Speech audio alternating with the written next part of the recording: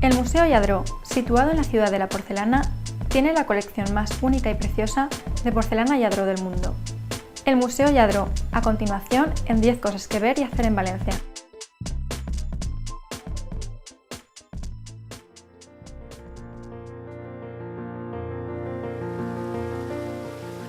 The international brand Lladró has dazzled the world for years with its traditional, exquisitely handmade porcelain figures.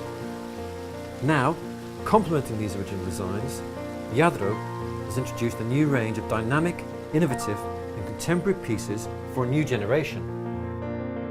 Buenos días, bienvenidos a Lladró. Mi nombre es José. Estamos ahora mismo en la ciudad de la porcelana.